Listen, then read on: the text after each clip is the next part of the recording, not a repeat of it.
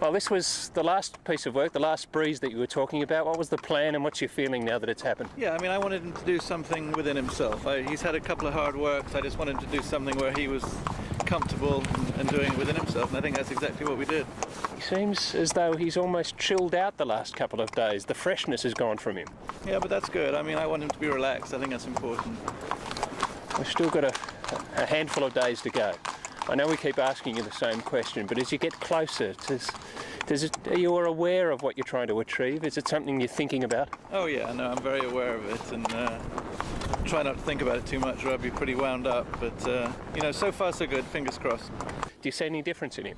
Well, it's such a different environment, you know, it's a little bit like comparing apples and oranges, because, you know, here we're training out in the open, mostly up a hill in a straightaway, whereas in Dubai, you know, when you're training around an oval, he can be quite a handful, so we're dealing with a different situation, if you like, but I'm very pleased with him. I think he looks very well. I think he's fit. Physically, his muscles are different, I think, from what the hill work we've done here, which he needed to do to get used to what he's going to have to face at Ascot. So I think he looks toned to me, he looks fit. You know, things have gone well. You know, hopefully things go right on the day.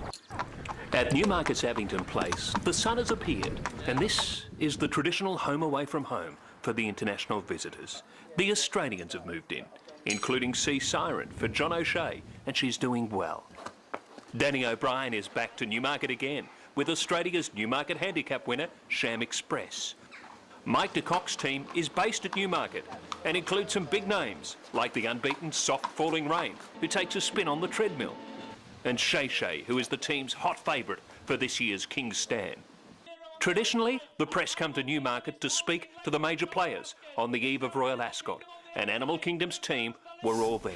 He's had a checkered career, obviously, because of his injuries, but I think it's all the more remarkable as how he's kept his form, and he's, you know, I'll never train another horse like this. It's your gut feeling that the horse will cope with what he's going to be faced with on Tuesday? I think he will. I mean, I was concerned the day we worked him at Ascot. We had quite a bit of rain the day before. It was very soft by our standards, something that he never would have raced on or trained on, and he seemed to handle it very well. So he handled his workout that day. He's handled the gallops in Lambourne very well. It took him, you know, it definitely took him 2 or 3 weeks to get adjusted to it, but since then he's really he's fitted in pretty well. Winning in Dubai is about money. It's a lot of money. It's the richest race in the world.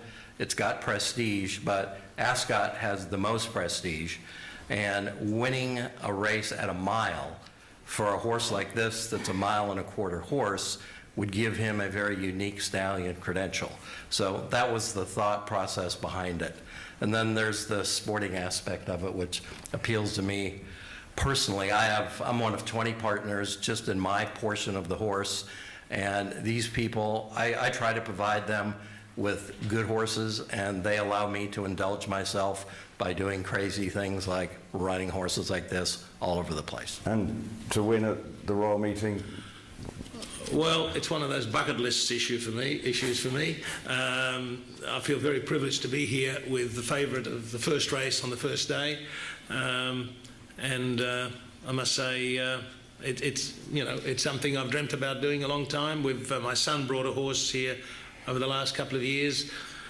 He was successful at other meets but was unable to win here at Royal Ascot, and this year I'm involved in this horse with Barry and our other partners, and I'm thrilled to be involved in it, and it's, you know, as I say, it's a privilege to be involved in it.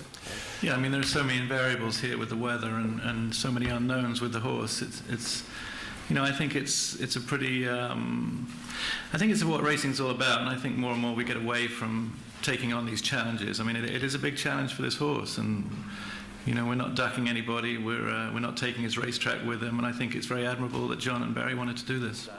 The media continue to ask questions to all involved for almost 2 hours. Does Animal Kingdom know what lies ahead as he waits for his time to arrive at Royal Ascot?